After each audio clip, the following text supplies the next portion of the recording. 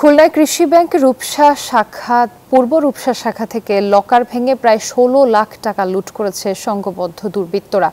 শুক্রবার রাতে এই ঘটনা ঘটেছে। ঘটনায় জড়িত সন্দেহে এখনও কাউকে গ্রেফতার করতে পারেনি পুলিশ। স্থানীয়রা জানায়, রাত ১০টার দিকে নিরাপত্তা প্রহরী ব্যাংকের মূল গেটের কলাপসিবল গেটের তালা কাটা দেখে চিৎকার করতে থাকেন।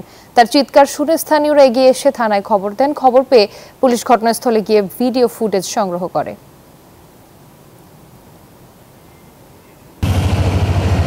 জি ধন্যবাদ রুবা। আমরা এই মুহূর্তে অবস্থান করছি খুলনার পূর্ব রূপসায় সেই কৃষি ব্যাংকের নিচে, যেখানে কিনা গত রাতে ১৬ লাখ টাকা লুটের ঘটনা ঘটেছে। আপনি যে বিষয়টি জানতে চেয়েছেন পুলিশের তদন্ত অগ্রগতি, আমরা যখন সকালে এখানে এসেছি দফায় দফায় দেখেছি যে আসলে পুলিশের বিভিন্ন বাহিনীর সদস্যরা এখানে এসছে। এখানে আমরা ডিবি পুলিশকে দেখেছি, থানা পুলিশকে দেখেছি, ফাঁড়ি পুলিশকে দেখেছি।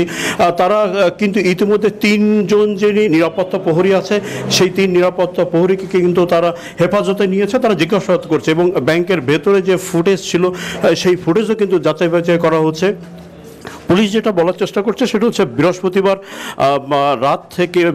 রাত থেকে এই শুক্রবার রাত 10টা এর মধ্যে কিন্তু যে কোনো সময় এই দুর্ঘটনাটি ঘটেছে।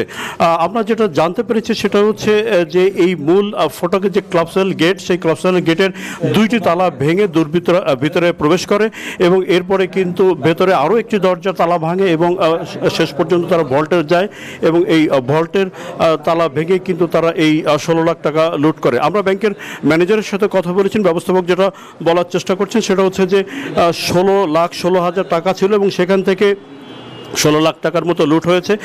১৪০০ কিছু টাকার মতো এখন পর্যন্ত এই ব্যাংকে রয়েছে। আমরা যদি একটু ব্যাংকের ম্যানেজার সাহেবের সাথে কর্মকর্তার সাথে কথা বলতে, তারা কিন্তু আসলে সকলের চোখে মুখে উদ্বেগ দেখতে পাচ্ছে। তারা পুলিশের উপরে এই বিষয়টাকে ছেড়ে দিয়েছেন যে তারা আসলে তদন্তে যতটুকু পাবেন তারাই সেটা নিশ্চিত করতে চায়। এখন পর্যন্ত কিন্তু আসলে ব্যাংকে যারা কর্মকর্তা আছেন, যিনি ম্যানেজার সাহেব আছেন, উনি কিন্তু রাতে খবর পেয়েছেন এবং সেই থেকে কিন্তু ব্যাংকে অবস্থান করছেন। একটু জানতে চাই যে আপনি কখন জানতে পারলেন ঘটনাটা? আমি 10টা 17 জানতে পারছি। আমি ওখানে বলছি, আমি আসুন প্লিজ, আমি এখানে বলছি, আমি একবার বলে দিচ্ছি, আমি একবার বলে দিচ্ছি।